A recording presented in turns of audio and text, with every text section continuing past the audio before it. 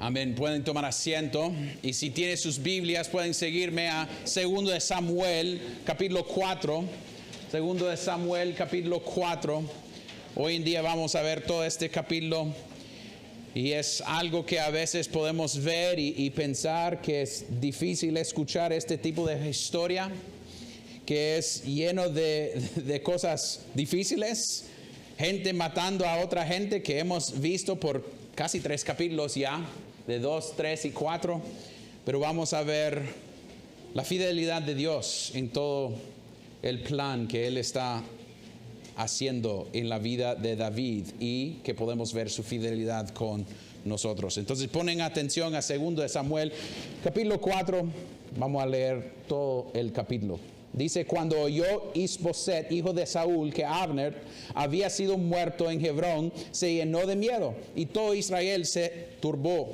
El hijo de Saúl tenía 2 hombres que eran jefes de bandas. El nombre de uno era Baaná y el otro de Recab, hijos de Rimón, el Beerotita, de la tribu de Benjamín, porque Beerot es también considerado parte de Benjamín, pues los beerotitas habían huido de Gataim y han sido extranjeros allí hasta el día de hoy. Jonatán, hijo de Saúl, tenía un hijo lisiado de los pies. Este tenía 5 años cuando de Jezreel llegaron las noticias de la muerte de Saúl, y Jonatán y su nodriza lo tomó y huyó. Pero sucedió que en su prisa por huir, él se cayó y quedó cojo. Su nombre era Mefiboset.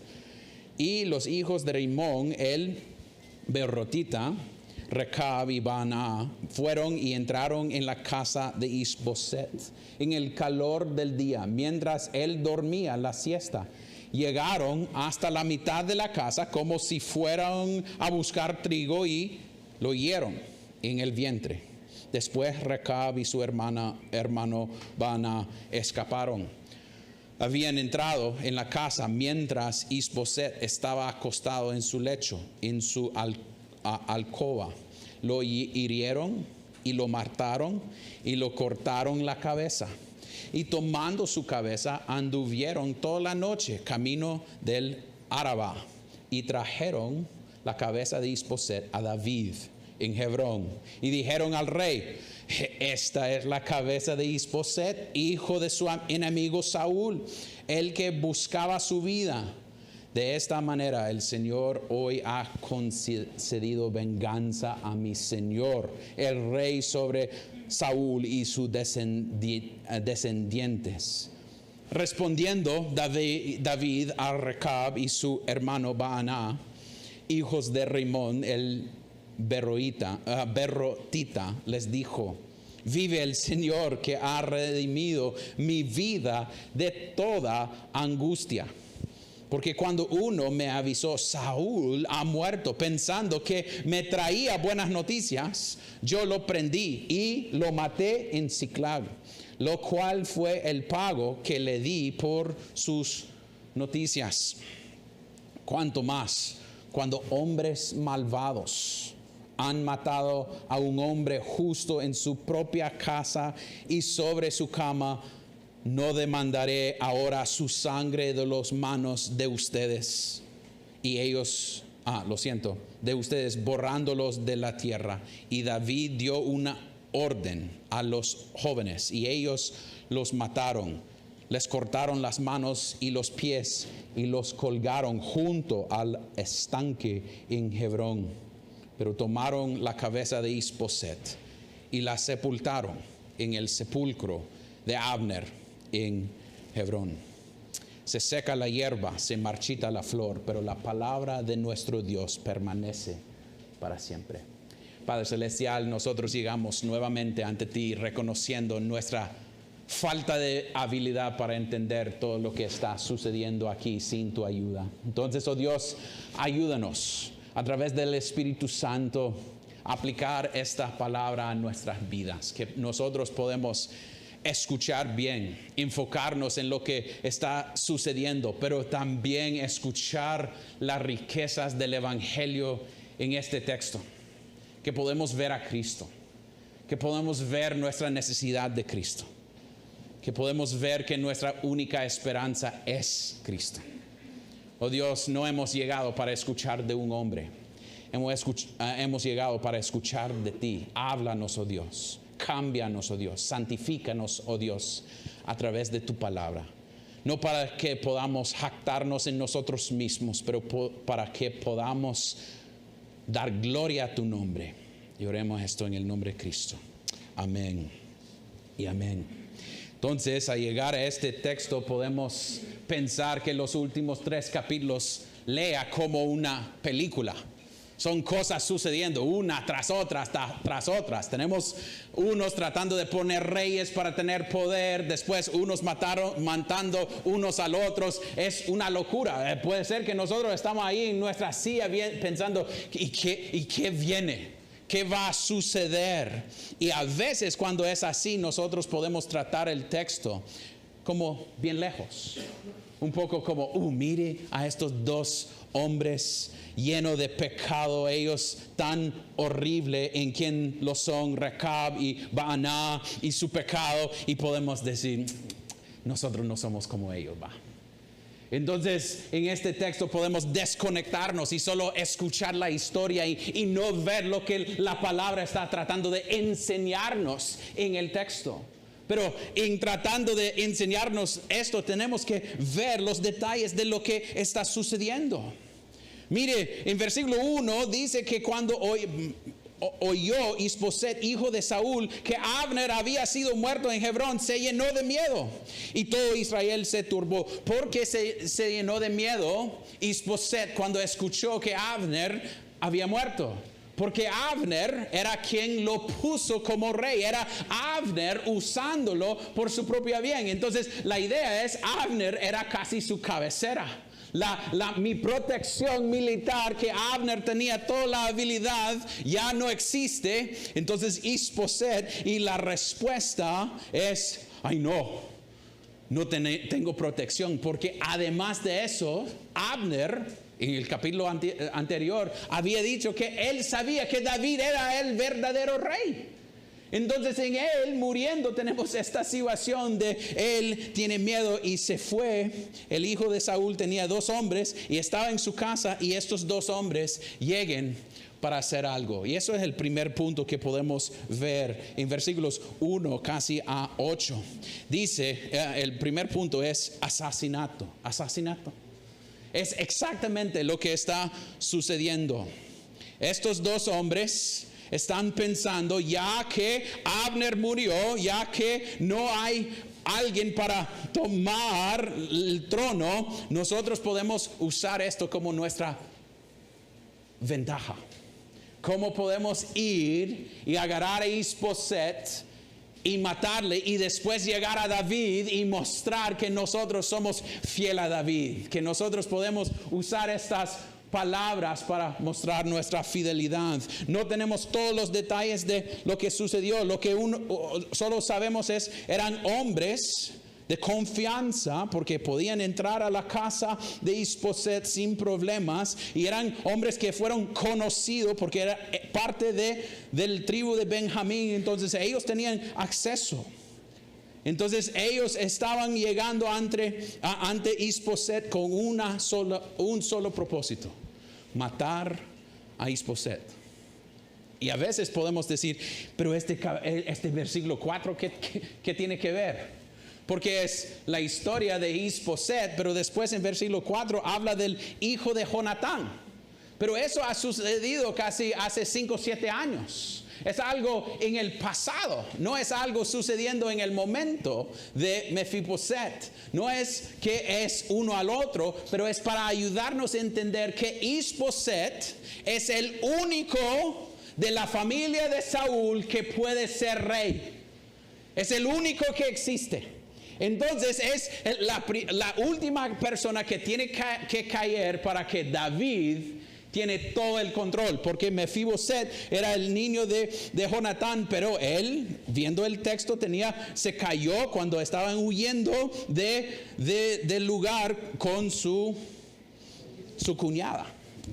Cuñada, su niñera, ahí está, con su niñera.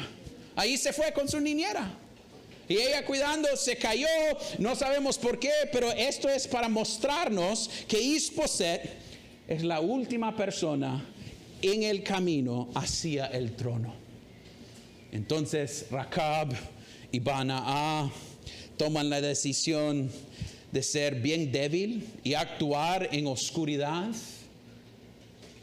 y se fueron a la casa de Isboset. Y mire, en versículo 5 dice que ellos fueron y entraron en la casa de Isboset en el calor del día, mientras él dormía la siesta. Es para mostrarles que estos hombres que eran parte de la banda, unos hombres que podemos pensar que eran militares, ¿cómo están llegando? Vamos a ver cuando él está ahí en su camita, y vamos a actuar en una manera bien oscuro. Y entraron a la casa, se fueron, llegaron hasta la mitad de la casa como si fueron a buscar trigo. Miren, no están haciendo nada, y lo matan. Dice aquí, y lo hirieron en el vientre. Estos dos hombres actuando en oscuridad, pero a veces podemos decir, entonces dice que ellos escaparon, pero en versículo 7 dice más de la información. ¿Qué está sucediendo? Que ellos se fueron y después regresaron, porque versículo 7 dice, habían entrado en la casa mientras Isboset estaba acostando en su lecho, y su alcoba lo hirieron y lo mataron y le cortaron la cabeza.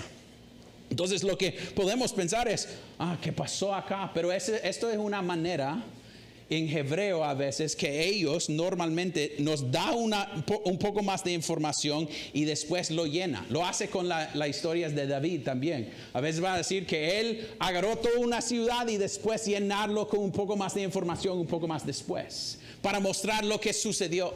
Entonces no es dos acciones separadas, es una sola acción. Que estos dos, cuando Isboset estaba en su cama, se fueron a la casa, entraron cuando él estaba tomando siesta, agarraron algo y lo mataron, lo cortaron, y mire lo que dice: hirieron, mataron, cortaron. Es bien directo.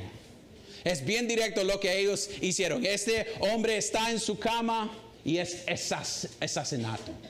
Es llegando para un propósito, para matar a este hombre. Y lo que este texto está mostrándonos es: estos hombres estaban lleno de pecado, actuando en oscuridad. Y después dice en el texto: y tomando su cabeza, anduvieron toda la noche camino del Araba, y trajeron la cabeza de Isboset a David en Hebrón, y dijeron,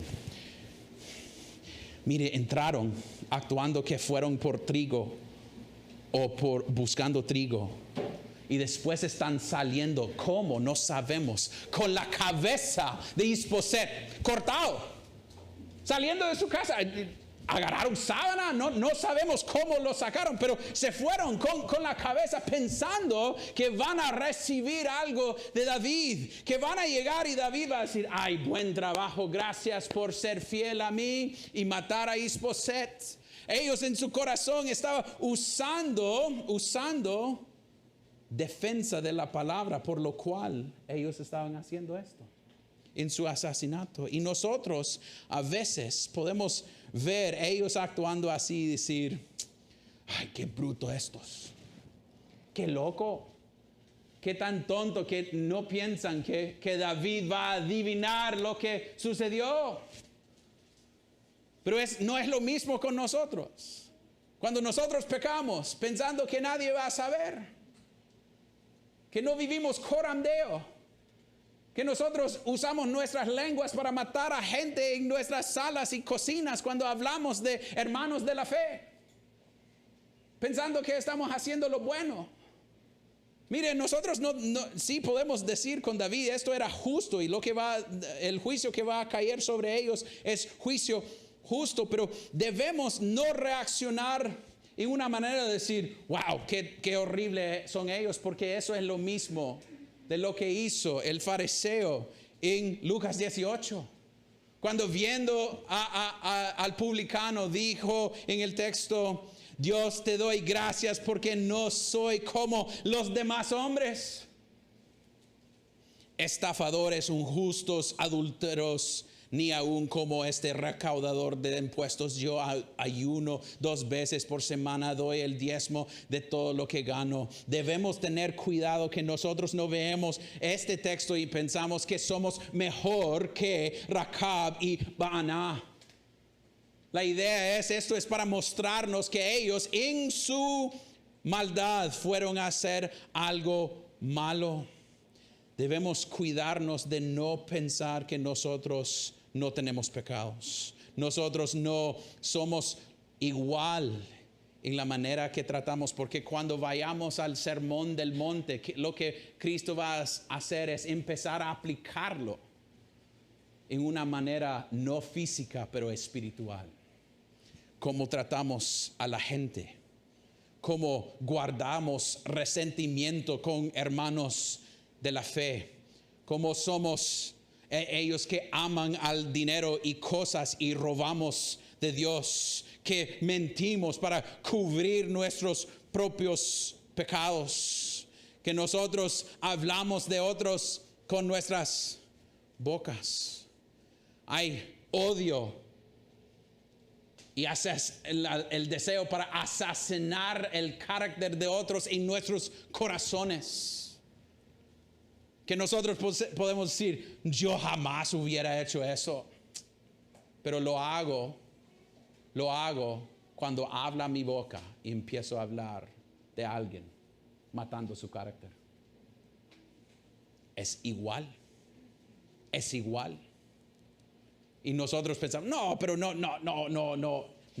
es igual. Podemos decir, debemos ver que si alguien mata a alguien, que hay recompensa en esta vida. Si yo lo hago en mi mente y en mi corazón, no voy a recibir recompensa en esta vida. Pero la idea es, los dos merecen juicio sobre ellos. Pecado no es algo a donde debemos jugar, familia. A veces queremos pensar que el pecado no es algo tan grave. Yo solo tengo algunos pequeños pecados. Solo miento para cubrir pequeñas cosas. Cuando de verdad estoy enojado con gente, pero usa palabras para hacerlo más fácil, pero es full mentira. Eso merece juicio. Y ellos van a seguir en esto, casi llegando a este punto para mentir a David por la razón por la cual ellos llegaron, para hablar con él. Entonces, antes de tirarlos ahí abajo del busito, tenemos que luchar con nosotros mismos. Que nosotros somos pecadores también. El pecado merece juicio y vamos a ver lo que sucede. Y el punto número 2 es el juicio que viene. Miren, versículo 8, ellos llegan a David y cuando están hablando con David, ellos empiezan a decirle cosas pensando que va a dar alegría a David. Esta es la cabeza de Isboset, hijo de su enemigo Saúl, el que estaba buscando su vida. De esta manera el Señor hoy ha concedido venganza a mi Señor, el rey, sobre Saúl y su descendencia. Entonces ellos empiezan a usar, como Josué mencionó la semana pasada, empiezan a usar la palabra de Dios para defender su pecado, defender su manera de actuar. Mire, siendo fiel a Dios, matamos a Isboset y hemos sido fiel a David porque Dios quiere que David sea el rey de Israel. Entonces nosotros, siendo tan fiel, somos buenos hombres, hemos traído la cabeza de su enemigo Saúl, su hijo Isboset, a usted. Y ahora esto es venganza a mi Señor el rey sobre Saúl y su descendencia. Entonces, casi como dice un pastor, ellos están diciendo algo para proteger o cubrir su propio pecado. Y debemos confesar que una oportunidad para hacer el mal nunca es un regalo de Dios. Nunca lo es.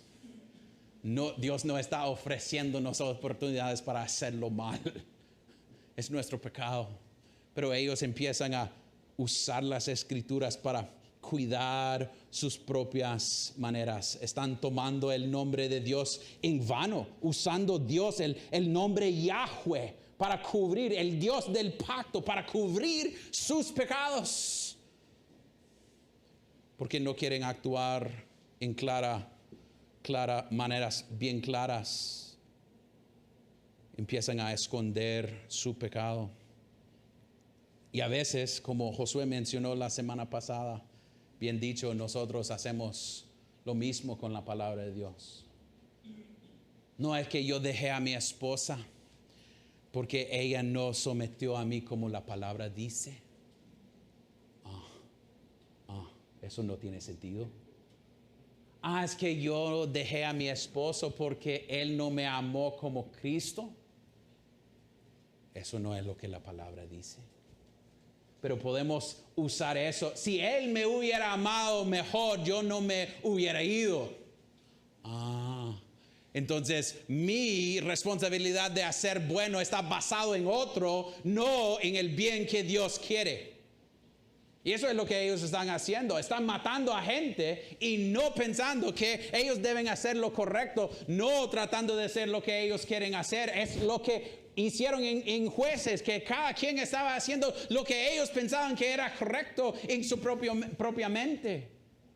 Y ellos están tratando de esconder, es que yo no voy a la iglesia porque ellos no me aman, como dice en Corintios que deben amar unos a los otros, o Romanos 12. Pero usted debe amar a los demás, no ellos a usted. Y defendemos a nosotros mismos, echamos la culpa a otros. O a veces Rudy terminó de enseñar sobre el día del Señor. Y podemos decir, que no quiero cocinar hoy, entonces es un trabajo de necesidad para ir a salir a comprar y hacer que otros tienen que trabajar. Es misericordia porque cuando voy doy el evangelio a ellos. Estoy cubriendo mi tendencia para cubrir mis pecados, para justificar a mí mismo. Es exactamente lo que ellos están haciendo. O unos que dicen, no, esta iglesia y su disciplina, o esa iglesia con su disciplina, es que Dios es un Dios de amor, no de juicio. ¿Cómo puede ser que ustedes van a hacer disciplina en la iglesia? Para defender a mí mismo. Podemos empezar a usar la palabra de Dios para aliviar nuestras propias conciencias. Sacar palabras fuera de contexto y aplicarlos a lo que queremos. Porque no queremos sentirnos pecadores. Eso es exactamente lo que estos hombres hacen. Empiezan a decir a David, mire, hemos sido fiel. Y David muestra exactamente el opuesto. Una confianza no en él y lo que él piensa que es correcto, pero en un Dios perfecto. David en su respuesta en versículo 9, mírelo cómo David respondió. Respondiendo David a Recab y a su hermano Baaná, hijos de Rimón, el berotita, les dijo, vive el Señor que ha redimido mi vida de toda angustia, porque cuando uno me avisó, Saúl ha muerto, pensando que me traía buenas noticias, yo lo prendí y lo maté en Siclag, lo que fue el pago por lo le di por sus noticias. La respuesta de David en vista de lo que ellos están diciendo es, vive el Señor que ha redimido a mi vida. Mi Dios ha sido fiel conmigo. Yo no tengo que tener la cabeza de Isboset para ver la fidelidad de Dios. Yo no tengo que depender de ustedes para hacer estas cosas. Mi Dios ha sido fiel conmigo. La manera que David piensa es, viendo atrás, veo la fidelidad de Dios en mi vida en traerme hasta este punto. Yo puedo ver cómo Dios me sacó de mi enemigo.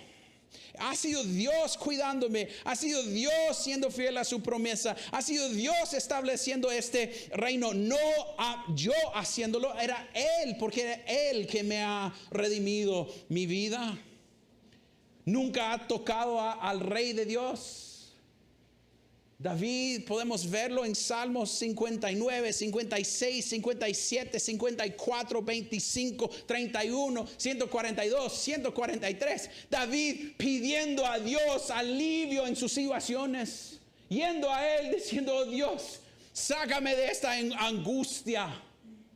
Y ahora podemos ver David dando testimonio, viendo atrás, diciendo: mi Dios ha sido fiel conmigo. Mi Dios no me ha dado lo que merezco, y es Él que va a establecer este reino. No es David que va a establecerlo. Es una confianza en Él. Dios ha escuchado mis oraciones y mi confianza está en Él. Es la memoria de todos los beneficios de Dios que está dando esperanza a David en esta tentación. Un pastor dijo hace años que la providencia de Dios siempre es mejor, como el hebreo, mejor leído al revés, por atrás, viendo lo que Dios ha hecho en nuestras vidas, viendo su fidelidad. Si Dios me ha traído a este punto, ¿cómo puede ser que Él va a cambiar hoy? Es Dios mostrando su fidelidad, y David reconociéndolo, diciendo: Dios en su gran misericordia me ha redimido mi vida de toda angustia. Aunque cuando alguien quería decirme que Saúl ha muerto, yo respondió diciéndole: no, usted mató, por sus propias palabras, usted mató a Saúl, entonces la recompensa justa es la muerte. Lo que veamos de David es un hombre que vea a la providencia de Dios en su vida y no se queja. Y no se queja. Dice: mis angustias han sido difíciles. En 1 Samuel dice que Saúl era su enemigo, que Saúl lo odiaba a él, quería matarle. Y David diciendo: mi comodidad, mi fuerza, mi refugio no está en mis situaciones, está en mi Dios que es fiel. Puede ser que eso es su historia. Puede ser que ahorita mismo está en luchas en su vida diaria. Yo les pido que vea a este Dios que es fiel, que vea a este Dios que nunca cambia. Porque es interesante, un pastor dijo que en capítulo 2 Abner trató de agarrar el reino y nada sucedió. Después Joab, por ser tonto, mató a Abner tratando de hacer lo que quería. Y después estos manes tratando de matar a Isboset para mostrar su fidelidad al rey. En toda esa locura, ¿quién está estableciendo el reino de David que vamos a ver en capítulo 5? Es Dios. Es Dios, nadie más. Es no ver a la situación, pero ver a su Dios. Puede ser que eso es a donde está ahorita. Está bajo pruebas y dificultades que son difíciles para mencionar. Pero Cristo es su alivio, Dios es su alivio. No vea su situación, si la situación le hace sentir solo, pero su Dios está siendo fiel en medio de la situación. Que eso sea su alivio. No ser mejor, no hacerlo mejor, no salir como yo estoy siendo fiel a Dios. No. Siempre es Dios siendo fiel con nosotros. Vea cómo David responde: hey, ustedes no tienen que traerme la cabeza de Isboset. Si Dios quiere que yo tenga mi reino que Él había prometido, Él lo va a establecer. Y mi confianza está en Él. Pero David todavía responde a ellos. Miren lo que dice David. Después de mencionar lo que sucedió con el hombre que había dicho que él mató a Saúl, dice en 11, ¿cuánto más cuando hombres malvados han matado a un hombre justo en su propia casa y sobre su cama? No demandaré ahora su sangre de las manos de ustedes, borrándolos de la tierra. David está trayendo juicio sobre estos dos hombres por su pecado. David finalmente está siendo un rey verdadero, aplicando la ley. Es David diciendo desde lo que dice Génesis 9:6, que va a ser mencionado 3 veces más, pero Génesis 9:6 dice, el que derrame sangre de hombre por el hombre, su sangre será, ¿qué? Derramada, porque a imagen de Dios hizo él al hombre. David está diciendo, ustedes mataron a este hombre y su recompensa es morir. Morir. Y él agarra sus cuerpos, y en el texto es un poco claro lo que hicieron. David dio una orden a los jóvenes y ellos lo mataron. ¿Y qué más? Les cortaron las manos. ¿Y qué más? Y los pies. Y los colgaron junto al estanque en Hebrón. Es para darles vergüenza por lo que han hecho. David está siendo fiel a los que han pecado. Sus manos los llevó a matar a Isboset, entonces vamos a cortar sus manos. Sus pies los llevó a caminar a su habitación para matarle, entonces vamos a sacar sus pies para mostrar que Dios toma cosas en serio. Deuteronomía 21 dice, si un hombre ha cometido pecado digno de muerte y se le ha dado muerte y lo has colgado de un árbol, su cuerpo no quedará colgado del árbol toda la noche, sino que ciertamente lo enterrarás el mismo día, pues el colgado es maldito de Dios, para que no contamines la tierra que el Señor tu Dios te da en heredad. Otra vez, el rey siendo fiel, llevándoles afuera, colgándoles para mostrar. ¿Qué está mostrando David a la gente? Que él va a usar la palabra y aplicar la ley a la gente, mostrando que él va a actuar en una manera fiel, aunque en capítulo 3 no fue fiel porque no lo hizo lo mismo a Joab, que merecía lo mismo. Pero en este texto podemos ver que él estaba tratando de poner juicio que merecía la gente por sus pecados, y a veces nosotros podemos decir, qué fuerte es esto. Derek Thomas, un pastor en los Estados Unidos, dice, si tenemos una visión baja de la justicia o de la justicia o del juicio, tendremos una visión baja del evangelio. Si no entendemos lo que deberíamos recibir por nuestros pecados, no vamos a entender el evangelio. Jamás vamos a entenderlo. Porque dice, cualquiera persona que está colgada en una cruz o un árbol es maldito de Dios. Entonces, en ver lo que sucedió en este texto, ellos siendo puestos allí para mostrar lo que sucede cuando gente quebra la ley de Dios, podemos ver a nuestro Cristo puesto en la cruz, siendo maldito por nosotros, porque mi pecado, el pecado de Aarón, merece juicio, merece ese juicio de Dios sobre mi pecado. Pero el evangelio nos da esperanza. Cristo se fue a la cruz para darnos libertad, familia.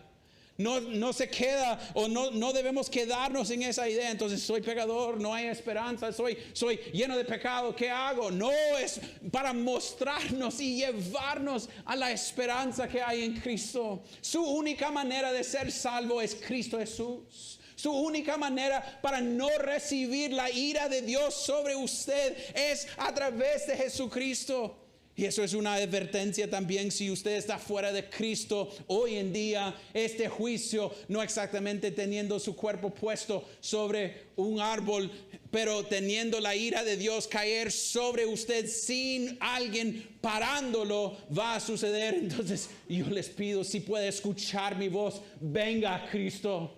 Él está listo para recibirle. Él es lleno de misericordia y de gracia.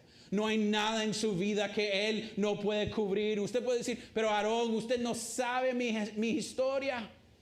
No, pero Dios sabe lo todo. Y dice, venga a mí, mi yugo es ligero. Venga a Él. Si usted se siente que sos tan pecador, es Cristo que va a salvarle. No la iglesia, no los pastores. Es Cristo. Vaya a Cristo. Vaya a Él, encuentra a Él. Y si usted sos creyente, Cristo fue hecho maldito para salvarte. Estos hombres pecaron y se fueron a David, y David le dio lo que ellos merecían justamente, cortando sus pies, sus manos y colgándoles afuera en un árbol. Pero Cristo, siendo Dios, tomó forma de siervo